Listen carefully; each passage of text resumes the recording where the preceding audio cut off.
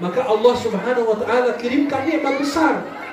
Dulu waktu saya di Mesir, untuk cari syekh itu susah. Di kampung saya cuma 2 atau 3 orang dan rumahnya jauh. Habis subuh kita jalan, habis subuh kita hafal, habis asar kita setoran. Sekarang alhamdulillah rumah tahfiz ada di tengah-tengah kita, ada dekat rumah kita. Ibu-ibu yang tidak ada kesibukan antar anak. Kalau perlu ditungguin anak kita. Kenapa? Biar selalu anak kita terjaga.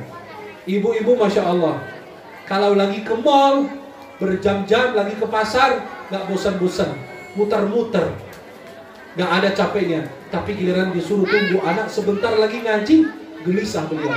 Ada ini, ada itu, dan seterusnya. Ibu-ibu yang cinta dengan Al-Quran, jangan anakmu cuma yang baca Quran, ibunya gak pernah baca Quran, betul? Ibu-ibu yang punya anak hafiz Quran di sini, gak pantas yang punya anak saya lagi tahfiz Quran, sudah hafal 1 juz. Ibunya gimana dengan Quran? Setiap hari baca Quran tidak? Al-Quran gimana bersama kita? Bagaimana Al-Quran di rumah kita, di tengah-tengah kita? Rasulullah katakan, baca Al-Quran karena Al-Quran akan datang berbagi syafaat kepada mereka yang rajin baca Quran. Masya Allah, Al-Quran ini mengangkat derajat orang-orang yang miskin, yang susah. Syekh As-Sudis ini Imam Masjidil Haram, gak ada yang mengenal beliau sebelum menjadi Imam Masjidil Haram, betul? Usia 25 tahun diangkat menjadi Imam Masjidil Haram. Bayangkan anak muda usia 25 tahun, anak-anak kita di sini usia 20 tahun, 25 tahun lagi ngapain? Pacaran.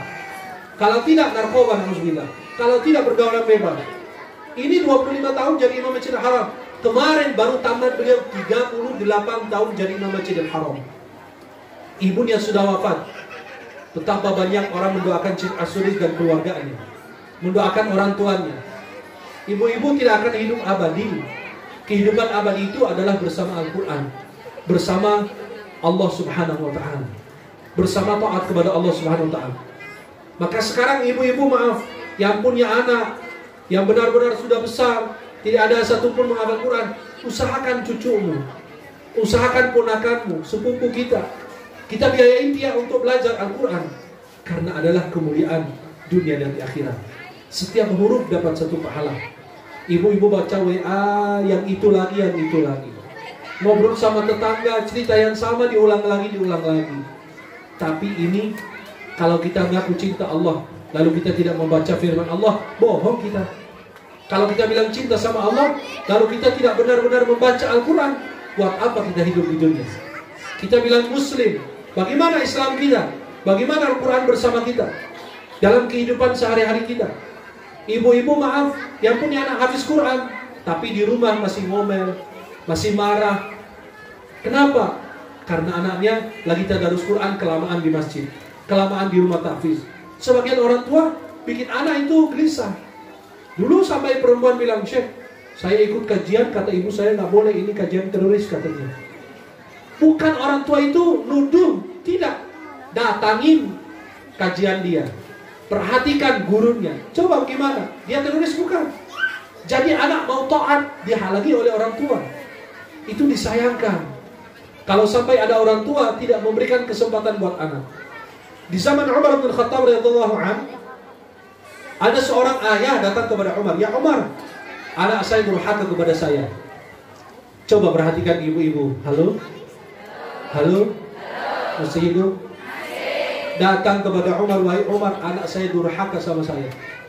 Akhirnya Umar harus tabayun dulu, harus crosscheck dulu, tanya dulu, manggil tuh anak, apakah kamu durhaka kepada ayahmu? Apa kata anak tersebut? Wahai Umar, bukankah anak itu punya hak kepada orang tuanya? Ya punya. Apa hak anak kepada orang tua? Memiliki ibu yang salihah, memberi nama yang baik, mendidik agamanya. Akhirnya anak tersebut bilang, aku tidak diberi itu semua.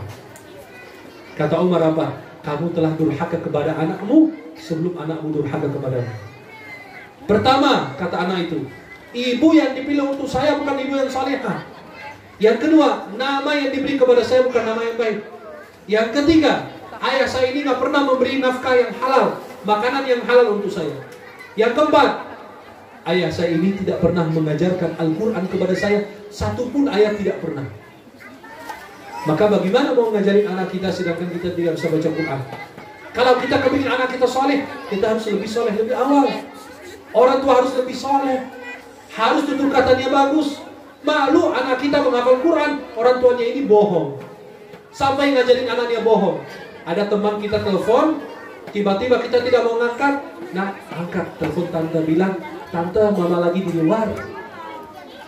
Ngajarin anak bohong, padahal anaknya itu setiap hari ngaji. Anak ngangkat telepon gak bisa bohong. Tante, mama bilang dia lagi gak ada. Hah? Mama bilang gak ada. Kenapa? Anak tidak bisa bohong. Kita ini yang tukang bohong. Ibu-ibu yang bilang ngaku, anak saya bandel, anak saya nakal, anak saya begini-begitu. Salah, dalam Islam gak ada. Ibu-ibu itu malas. Ibu-ibu itu malas. Dalam Islam tidak ada anak bandel, tidak ada anak nakal, gak ada. Yang ada cuma dua. Pertama, orang tua yang jarang berbagi nasihat kepada anak. Maka kalau anak melakukan kesalahan, dicap bandel, dicap nakal. Yang kedua, orang tua yang kurang sabar mendidik anak. Ketika anak melakukan kesalahan, langsung divonis, itu anak bandel, itu anak nakal. Salah. Berapa kali kita mendoakan anak kita di tengah malam? Halo? Ibu-ibu, berapa kali mendoakan anak di tengah malam? Ibu doain suami biar gak kawin-kawin, tapi giliran anak gak pernah didoain tengah malam. Ya Rab, jadikan anakku menghafal Quran. Ya Rab, jadikan anakku anak yang taat. Ibu bangun malam biar suaminya gak nikah lagi. Itu pikiran yang ada dalam pikiran kita. Biar suaminya sukses, rezekinya lancar, tapi gak pernah doakan. Khususkan satu malam, nanti malam bangun, khusus anak kita. Rabbi ja'alni muqimas salati wa min dzurriyyati. Rabbana wa taqabbal du'a. Rabbana hab lana min azwajina wa dzurriyyatina qurrata a'yunin waj'alna lil muttaqina imama. Berapa kali ibu bangun salat malam, doain anak, doain keluarga, doain anak biar menjadi menghafal Quran. Kata Nabi SAW apa? Orang tua kalau mendoakan anak jangan yang buruk-buruk, takut bertepatan dengan waktu mustajab doa, lalu Allah kabulkan, kalian menyesal. Sebagian orang tua di depan mata saya dipanggil, saya dengar sendiri. Ibu manggil anaknya, hei syaitan loh. Orang tua manggil anak syaitan, jadi syaitan karena doa.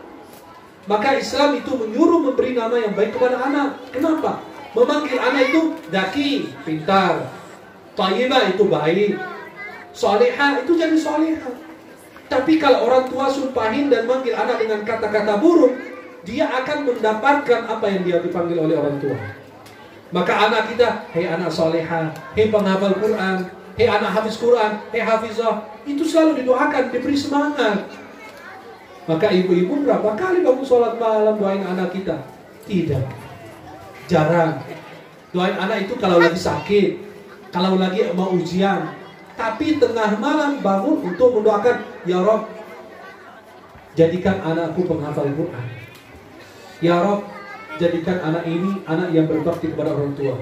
Ya Rob, jadikan anakku ini anak yang taat kepada Allah dan Rasul.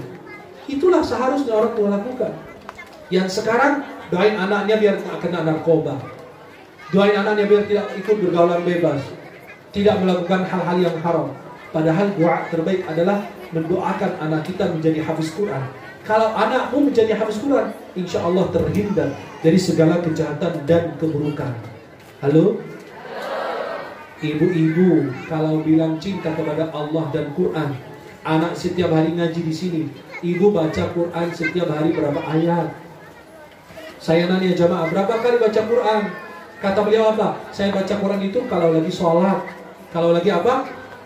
Lagi sholat. Ibu nggak pernah? Pernah tidak? Dengan keinginan hatinya, dengan keinginan dirinya, bangun tengah malam ambil Quran, baca Quran tengah malam, baca Quran di siang hari, baca Quran di sore hari. Ibu-ibu lebih memilih duduk bersama tetangga, ngobrolin hal yang bermanfaat, gosipin orang. Padahal ini kesempatan, alhamdulillah kita masih bisa berbicara, kita masih diberikan kesehatan oleh Allah Subhanahu Wa Taala. Saya mendapati seorang anak membuat pesta karena ditinggal harta besar oleh orang tuanya. Anak itu mengadakan pesta. Itu anak muda mengadakan pesta sampai puluhan juta satu malam. Dan pesta itu bukan pesta taat yang maksiat. Bayangkan orang tua sudah tidak ada, tetapi dosa masih mengalir kepada mereka. Maka ibu-ibu mulai saat ini, insya Allah kirimkan anaknya untuk menghafal Al-Quran. Halo? Setuju tidak? Tapi ibunya harus mulai membaca Quran. Setiap hari pegang Quran. Saya yakin ibu-ibu lebih banyak pegang ini sama pegang ini. Betul nggak? Ibu-ibu Masya Allah dandannya sehari bisa 50 kali. Bisa Masya Allah ganti baju berkali-kali. Tapi tidak pernah duduk sekalipun sama anak. Hei sayang, coba baca Quran, mama mau dengerin. Hei ayahnya dipanggil, ayah saya mau murajaah. Pernah di Jakarta orang tua datang nangis di hadapan saya. Punya anak masih kecil, lagi tahfiz, baru juz amma. Datang kepada ayahnya bawa juz amma, juz 30, surat-surat pendek. Ayah, Jaki mau setoran hafalan dong. Ayahnya kaget, nangis di depan anak. Kenapa? Gak bisa baca Quran ayahnya. Cuma hafal Al-Fatihah, Al-Hakumut, Inna a'tainaka qul huwallahu ahad. Cuma berapa surat? Anak mau setoran sama ayahnya, ayahnya gak bisa baca Quran. Baca Quran masih belepotan. Akhirnya beliau menghadap saya.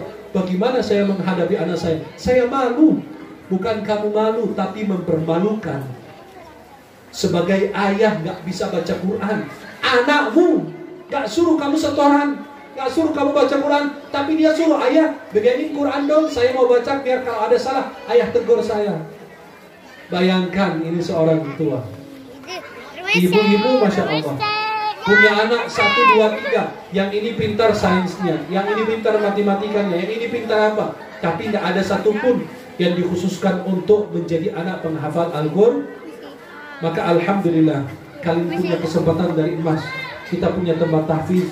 Kirimkan anak kita, ngawasin anak kita, perhatikan anak kita. Selalu kasih motivasi buat anak, kasih hadiah. Kalau kamu khatam 1 juz, hafal 1 juz, ayah akan kasih hadiah. Bunda akan berikan hadiah. Nanti dia akan semangat untuk menghafal Al-Quran. Kalau ibu bisa, Al-Quran tidak putus di rumah kita 24 jam. Dibaca Al-Quran, MP3 atau handphone. Anak masuk, rumah itu penuh dengan kemuliaan. Rumah itu penuh dengan keistimewaan. Maka saya berharap kepada ibu-ibu semua, mudah-mudahan anak-anak kalian semua menjadi penghafal Quran. Dan mereka bisa menjadi imam sholat. Amin. Minimal aja buat keluarga lebih dahulu, sebelum menjadi buat orang lain. Dan mudah-mudahan ibu-ibu yang punya anak lagi tahfiz di sini, Allah permudah biar menjadi anak hafiz Al-Quran. Mudah-mudahan ibu-ibu insya Allah juga ikut rajin menghafal Al-Quran dan ikut rajin membaca Al-Quran. Ibu-ibu nggak perlu, kalau nggak hafal nggak apa-apa, yang penting rajin baca. Rajin baca jangan dapat syafaat dari Al-Quran. Dan mudah-mudahan insya Allah ibu-ibu senantiasa dan para jemaah bapak-bapak semuanya semangat agar anaknya menjadi para penghafal Al-Quran, agar kita mendapatkan mahkota dari cahaya di hari kiamat kelak, dan kita mendapatkan jubah kebesaran dan kemuliaan di hari kiamat nanti. Amin ya Rabbal. Rugi orang tua yang punya anak tapi nggak menjadi hafal Quran. Apa untungnya Anda punya anak 5, 10 tapi nggak ada satupun yang bisa menghantarkanmu ke surga Allah, yang bisa mencegahmu dari azab Allah. Coba kalau kita mau disiksa oleh Allah, ternyata yang menghalangi adalah anak kita sendiri, mengantarkan kita ke surga, memberikan syafaat kepada kita. Ada sebuah hadis dari Rasulullah, walaupun sangatnya lemah, bahwasannya seorang penghafal Quran akan memberikan 10 syafaat kepada keluarganya. Betapa bahagia orang tua jika mendapatkan syafaat daripada Al-Quranul Karim. Amin ya Rabbal. Dan mudah-mudahan rumah Al-Quran Iftitah ini senantiasa diberkahi Allah Subhanahu wa taala, dan di sini bisa lahir banyak para penghafal Quran. Amin ya Rabbal. Marilah kita berdoa bersama-sama dan kita berdoa untuk anak-anak kita. Mudah-mudahan insya Allah anak-anak kita semua diberkahi oleh Allah, dijaga oleh Allah, menjadi anak-anak yang menghafal Quran dan taat kepada Allah dan Rasulnya. Rabbana hab lana min azwajina wa dhurriyyatina qurrata a'yunin waj'alna lil muttaqina imama. Rabbi ij'alni muqimas salati wa min dhurriyyati rabbana wa taqabbal du'a. Rabbana hab lana min azwajina wa dhurriyyatina qurrata a'yunin waj'alna lil muttaqina imama. Rabbana hab lana minas salihin. Rabbana hab lana minas salihin. Allahumma ij'al awladana min ahli al-Qur'an. Allahumma ij'alna wa awladana wa dhurriyyatina min ahli al-'ilm wal Qur'an. اللهم بارك في أولادنا واحفظ شبابنا وبناتنا اللهم جملهن بالعفة والحياة اللهم احفظ شباب المسلمين اللهم احفظ شباب المسلمين اللهم اجعل أولادنا من حفظة كتابك والمحافظين على سنة نبيك صلى الله عليه وسلم اللهم اجعل هذا الجمع مرحوما وتفرقنا من بعده معصوما ولا تجعل فينا ولا منا ولا بيننا شقيا ولا محروما برحمتك يا أرحم الراحمين والحمد لله رب العالمين. Ibu-ibu, marilah kita buat perjanjian bersama menuju surganya Allah Subhanahu wa taala. Mohon bapak-bapak dan ibu-ibu silakan bergandengan tangan, pegang tangan yang sebelah kanan dan pegang tangan yang sebelah kiri. Bapak-bapak jangan sampai salah pegang istri orang ya. Silakan bergandengan tangan, pegang tangan yang sebelah kanan dan kiri. Ikuti bacaan saya. Bismillah. Alhamdulillah. Saya terima nikahnya. Salah ya. Bismillah. Alhamdulillah. Assalatu wassalamu ala Rasulillah. Wahai saudaraku, aku mencintaimu karena Allah sebagaimana engkau mencintai aku karena Allah. Wahai saudaraku, jika engkau masuk surga, bawalah saya bersamamu. Dan jika aku masuk surga, saya tidak lupa denganmu. Wahai saudaraku, aku mencintaimu karena Allah. Semoga Allah mempertemukan kita di dunia dalam taat dan di akhirat di surganya Allah. Semoga Allah menjadikan anak-anak kita para penghafal Quran, penghafal sunnah Rasulullah, taat kepada Allah dan Rasul Allah, berbakti kepada orang tua dan menjadi orang mulia di dunia dan akhirat. Semoga Allah menjadikan anak-anak kita para penghafal Quran, ahlul Quran, ahlullah, dan khususnya semoga Allah senantiasa menjaga ukhuwah kita, persaudaraan kita, persatuan kita, kesatuan kita, negeri kita, bangsa kita, iman Islam kita sampai akhir hayat kita. Walhamdulillah. Agar ikat janjinya, kita sudah berjanji mengajak ke surga, agar ikat janjinya wajib peluk dengan yang sebelah kanan dan perpelukan dengan yang sebelah kiri. Jangan sampai salah perpelukan dengan istri orang. Silakan bapak-bapak perpelukan dengan yang sebelah kanan dan kiri, biar nanti tidak lupa janjinya menuju surga Allah Subhanahu wa taala.